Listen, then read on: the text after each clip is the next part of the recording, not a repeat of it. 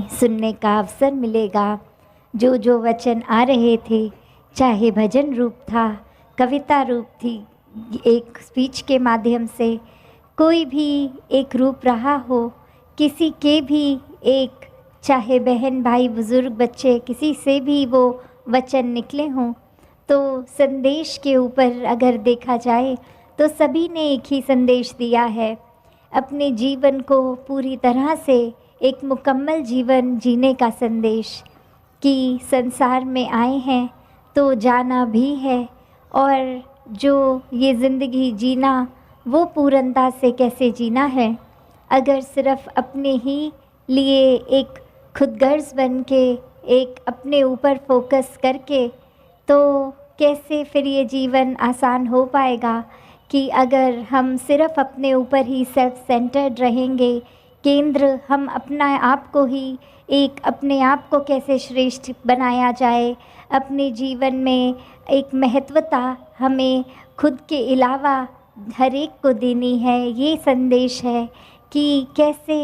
एक खुद अपनी नज़र में अपने आप को ही बड़ा बना लेते हैं और दूसरों को छोटा देखने के लिए कोई ना कोई कारण बना लेते हैं कि ये व्यक्ति हमारे जैसे भाषा नहीं बोलता, खान पान अलग है, कपड़े पहनावा अलग है, या कोई भी और कारण एक बनाकर कि ये संसार में एक नफ़रत पैदा होने का कारण बन जाता है। तो कैसे एक ये कारण ही जड़ से जब मिट जाता है, और वो नफ़रतों का कारण जड़ से कैसे मिटता है, ये परमात्मा को अंग संग देखकर जब इसके साथ एक मिक हो जाते हैं, फिर चाहे वो आस्था अपनी कोई भी धर्म किसी भी जगह पे हम विश्वास रखते हों, तो वो ही परमात्मा जो एक है, और नाम चाहे उसके जो भी दिए गए, तो कैसे इस परमात्मा निराकार को पहले देखकर फिर दिल में बसाकर इससे जब प्यार हो जाता है, तो हर एक से संसार से प्यार हो जाता है, एक एक व्यक्ति से हो जाता है। फिर वो चाहे घर का ही सदस्य हो, या कोई जानकार, या बिल्कुल ही कोई एक अजनबी, एक स्ट्रेंजर, उससे भी हमारा दिल उतना ही प्यार करेगा कि हर एक के लिए दिल ये भला मांगेगा। एक मन में इच्छा होगी कि सभी के जीवन में एक कठिनाई रूप एक उदासी का कारण ना बने कुछ। हर एक के लिए हम कैसे कंट्रीब्यूट कर सकते हैं, हम कैसे उपस्थित रह सकते हैं कि एक एक के जीवन में अगर हमारे वजह से कुछ अच्छा हो सके, तो बात वही जो भक्तों ने हमेशा से किया है कि एक अपना जीवन इस परमात्मा को जान के बहुत ही सुनहरा कर लिया है। परमात्मा को अंग संग देख के हर समय एक अपना मुख उज्ज्वला कर लिया है, ये रोशनी से जो हर समय एक ये लौ है, और इसने तो एक हर चीज़ को साफ साफ दिखाना है। जैसे अभी भी चाहे रात का समय है, बाहर तो अंधेरा है, पर इधर पंडाल में ये अगर लाइट्स हैं तो बिल्कुल ये रोशनी उतनी ही लग रही है जितनी सूर्य की किरण पड़ने पर लगती है। तो बात वही कि ये सब लाइटें तो चलो कुछ देर के लिए हैं, एक ऐसी सच्चाई की रोशनी जो हर समय एक जैसी रहने वाली है, जो समय के साथ नहीं बदलती, जो एक शारद के जो पास रहने वाली कि इतनी एक अपने अंदर भी बाहर भी बहुत ही करीब एक ये बात की एक ही है, चाहे वो परमात्मा नाम दे, कुछ भी नाम दे, कि कैसे ये वाहिद एक ही अल्लाह है। और यहाँ एक सिर्फ़ अपने भावों के ऊपर बात केंद्रित करें कि हमें अपने जीवन में जब ये परमात्मा को देखना है, पहले जो देखना इस मनुष्य जन्म में ही पॉसिबल है, तो अभी देखकर ही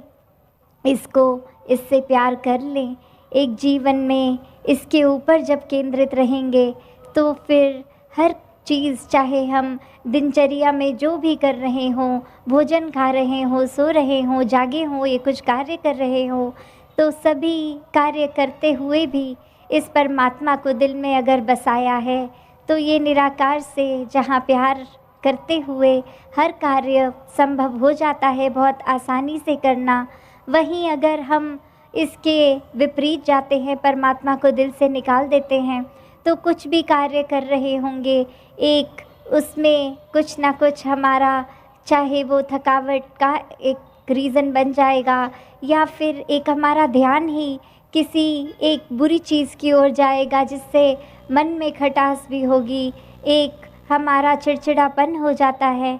तो कैसे हर समय आनंद की अवस्था में रहना, ये सिर्फ़ और सिर्फ़ परमात्मा के साथ जुड़कर ही हो सकता है, वरना दुनिया में तो हर चीज़ ने अलग अलग तरीके से चलना है और हर चीज़ हमारे मुताबिक नहीं हो सकती। तो फिर एक अगर दुनिया को ही सच्चाई मानकर इसी के रंग में रंग जाएंगे, तो फिर ये एक अवश्य ही हमें बेचैनी का एहसास रहेगा, हर चीज़ के साथ जुड़ी हुई एक बेचैनी ही रहेगी। और वहीं अगर परमात्मा से जुड़ गए तो ये आनंद हर समय रहेगा। फिर जीवन में संतों वाली एक चाल बन जाएगी, गुण भक्तों वाले हो जाएंगे, एक मन से फिर और कुछ नहीं दिखेगा, एक परमात्मा दिखेगा और हर एक व्यक्ति में भी ये परमात्मा दिखेगा। तो जहाँ देखेंगे वहीं परमात्मा, एक कण कण में पूरे एक ब्राह्मण के परमात्मा।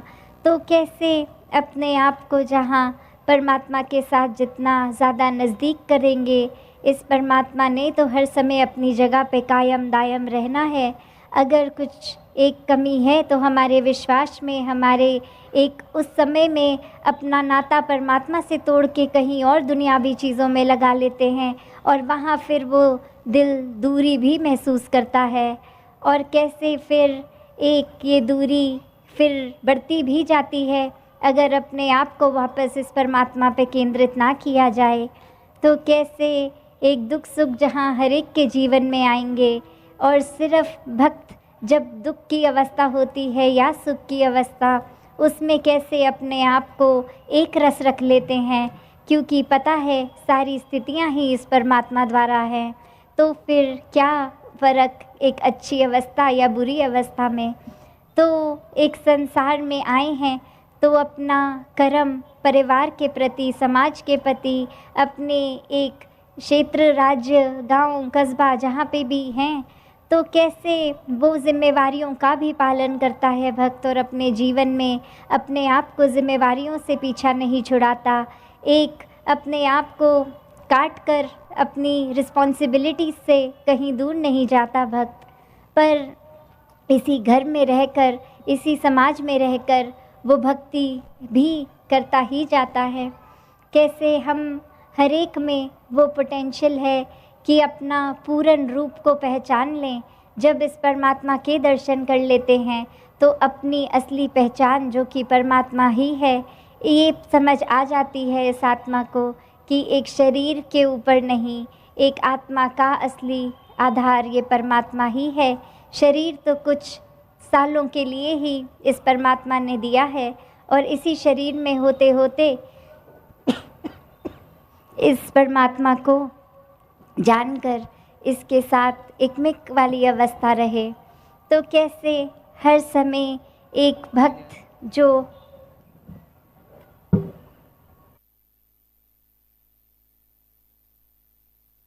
भक्त अपने जीवन में जो गुण रखते हैं वो गुण बिल्कुल वही होते हैं जो इंसानियत के गुण होते हैं, क्योंकि कुछ ऐसी बात नहीं है कि भक्त बनने के लिए कुछ अलग एक रूप है, एक बोलचाल है, नहीं। जहाँ एक हम इंसान के शरीर में आए हैं तो वाक्य में जो इस इंसान को जिस तरह से पेश आना है, जिस तरह से अपना कंडक्ट रखना है, वही तो है जो भक्तों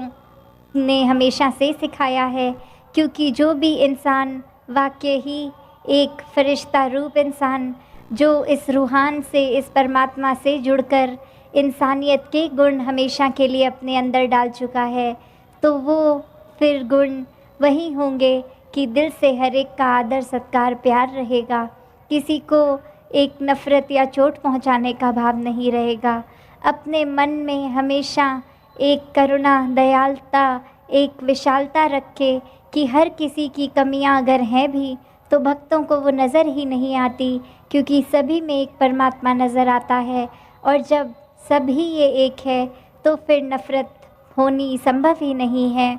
और वहीं ये मन जब फिर एक चैन सुकून के जीवन के लिए, अमन, एकता, शांति के प्रतीक के लिए एक अपने आप को चलाता है, तो वही भक्तों ने सिखाया कि मन में एक दया का भाव होना। ये नहीं कि दया सिर्फ तब अगर किसी की अवस्था हमसे थोड़ी फाइनेंशियली या कोई धन रूप में या किसी मदद के रूप में कम है तो तरस खा के उस पर कुछ करना नहीं। ये दया तो करुणा और प्यार का भाव है कि एक किसी की मदद के लिए नहीं कुछ इंसान कर रहा, ये दिल से इतना प्यार है कि फिर ये फ़र्क ही नहीं दिख रहा कि किसी को कोई ज़रूरत है भी कि नहीं। हर एक के लिए मन समर्पित वो सेवा भाव से है कि ये परमात्मा की ही रचाई हर कोई एक वो कायनात में रचना है। तो कैसे ये कादर और कुदरत में फिर फ़र्क नहीं है, आंखें देखती, ये इंसान हर एक में फिर परमात्मा देखता है। और कैसे फिर अपने मन में एक प्यार करुणा को ही एक विशेषता देता चला जाता है। और ये तो सबने सुना ही है कि दया तो एक धर्म का मूल है, दया धर्म का मूल है, पाप मूल अभिमान, तुलसी दया ना छोड़िए जब घट विच हो प्राण। तो कैसे एक अपने शरीर में जब तक प्राण है तब तक एक दया का भाव इस इंसान के शरीर से नहीं जाना चाहिए। और अगर तो वो ऊपरी सिखाई हुई दया है कि किसी ने बचपन से सीख लिया अच्छा व्यवहार के रूप में एक दया का गुण, तो वो आज नहीं तो कल उतर जाएगा गुण, क्योंकि ऊपरी सिखलाई से है। पर जब वाकई ही अपने स्वभाव व्यवहार में ये गुण एक परमात्मा को दिल में बसाने से रहता है तो वो हमेशा के लिए ही रहता है। तो वही बात कि अगर एक मूल की भी जो बात की गई है कि एसेंस में ये धर्म ये क्या है, ये दया पे प्यार पे बेस्ड है। और जिस तरह एक कोई इमारत की अगर हम खुदाई करके जैसे नींव डालते हैं कि ये नींव के ऊपर फिर कितनी भी मजबूत इमारत चढ़ सकती है, पर अगर वो नींव ही नहीं है तो इमारत तो खड़ी नहीं हो पाएगी, वो गिर जाएगी। उसी प्रकार से ये अगर हमने धर्म के ऊपर अपने आप को केंद्रित रखना है, और धर्म क्या है, फिर वही ये एक मानवीयता, एक ह्यूमैनिटी, एक मानवता के एक रूप में कि यही सच्चा धर्म है। जब हर किसी इंसान में परमात्मा देखेंगे तो उसी तरह जब ये धर्म के ऊपर चलना और अगर उसमें करुणा जैसे नेक भाव ही नहीं है तो फिर वो इमारत ने टिकना नहीं है। तो कैसे एक अपने आप को जहाँ हमने एक अभिमान के ऊपर नहीं केंद्रित रखना कि हम कुछ हैं, या कोई सूक्ष्म रूप का भी अहंकार आ जाना कि एक कोई कार्य हमने कर दिया तो हमसे अच्छा तो और कोई कर ही नहीं सकता। एक दुनियावी रूप में कोई उपाधि कोई पद मिल गया तो एक हम अब अपने से हर एक को नीचे देखेंगे क्योंकि कोई उपलब्धि मिल गई है। इस तरह से अहंकार जीवन में छोटी छोटी चीज़ों से लेकर बड़ी बड़ी चीज़ों तक आ जाता है। तो ये पाप मूल अभिमान की बात हो रही है कि एक दया तो एक धर्म का जहाँ मूल है वो एसेंस है, उसके बिना वो है ही नहीं। और वहीं एक अगर अभिमान आ रहा है जीवन में तो ये जीवन फिर पतन की ओर ही जा रहा है। तो कैसे अपने आप को इस अभिमान से भी दूर रख सकते हैं हम अभिमान को आने ही ना दें। और कैसे ना आने दें, वो भी बात फिर यही कि अगर कुछ भी कार्य कर लिया और सोचा कि ये हमने ही किया है तो अभिमान अपनी जगह बना लेता है। पर अगर हमेशा इस कर्ता को ही, इस परमात्मा को, निराकार को ही हम एक ये मानेंगे कि इसी की रज़ा में सब कुछ हो रहा है, हम तो कुछ है ही नहीं कि कुछ कर सकें, जो भी कर रहे हैं वो परमात्मा की वजह से ही। अगर इस शरीर में बल है तो शरीर भी परमात्मा ने ही दिया है। अगर कोई धन रूप में कुछ कर रहे हैं तो ये धन भी परमात्मा ने ही दिया है। तो कैसे जब अपने आप को एक हम कर्ता नहीं मानते, इस परमात्मा को ही कर्ता मान लेते हैं, तो ही जीवन में फिर ये अहंकार नहीं टिकेगा, क्योंकि फिर अहंकार का एक स्थान ही नहीं रहता। जैसे एक मयान में दो तलवारें नहीं रहती, तो जब एक दिल जिसमें परमात्मा बस रहा है, प्यार है, दया, करुणा, एक अमन, शांति, सुकून, एक विशालता, तो वहाँ पे फिर वैर, नफ़रत, एक अहंकार के भाव, ऐसे सब चीज़ों का स्थान नहीं रहता। तो वो चुनाव हमें ही करना है कि हमें जीवन में क्या मन में बसाना है। एक ऐसी संसारिक चीज़ों को बसा लें जो आज अगर खुशी दे भी रही हैं तो कल वो हमारी खुशी का कारण नहीं है, या फिर इस परमात्मा को इस तरह बसा लें कि एक बार इसके दर्शन कर लिए और अब ये इस तरह मन में बसा कि अब बस ये हर समय ही इसी के साथ मन जुड़ गया है, इसके बिना एक पल भी जीवन का कोई गुजारा ही नहीं है। तो कैसे जो एक परमात्मा को ही दुनिया भी किसी भी धन दौलत से ऊपर रखते हैं, तो वही असली रूप में भक्त होते हैं। फिर ये फ़र्क नहीं पड़ता कि वो अमीर हैं या गरीब हैं, ये धन तो सिर्फ जीवन मात्र का गुजरान ही है। एक भक्त कबीर जी जैसे कुटिया में रहने वाले भी ऊंचे भक्त हुए, और महलों में रहने वाली एक मीराबाई भी एक उस रूप में तो चाहे धनी, तो भी उनके जीवन में जब तक ये सच्चा धन नहीं आया तब तक उन्होंने अपने आप को अमीर नहीं माना। तो कैसे एक आध्यात्मिक होने का मतलब ये नहीं कि कुछ संसारिक उपलब्धियाँ आध्यात्मिक होने से मिलेंगी, परमात्मा का नाम लेंगे तो कुछ हासिल होगा, नहीं। ये परमात्मा को जानना, इसका नाम लेना तो तब ही आनंद का कारण बनता है जब इसको पहले देख लेते हैं। ये परमात्मा ने इस इंसान को रचकर इंसान से क्या एक काम करवाने हैं, वो अच्छाइयों वाले काम करने फिर हर पल में जब ये इंसान शुरू कर देता है तो ही पूर्णता से वो इंसान है, वरना तो सिर्फ एक शरीर इंसान का और कर्म तो फिर हैवान वाले हैं। तो हमें ही एक परमात्मा का आसरा लेकर ये सोची बनानी है कि हम किस दिशा में जाएं। तो जहाँ हर एक ने सेवा सिमरन सत्संग करते हुए अपने जीवन को निराकार के एक एहसास में हर पल बिताना है, वहीं अपने जीवन की जो भी कर्तव्य है उनको भी निभाना है। अपने जीवन में फिर एक और ज़्यादा अच्छाई को बिठाना है, पूर्णता से इंसान बनना है। सत्संगत जी, धन निरंकार जी।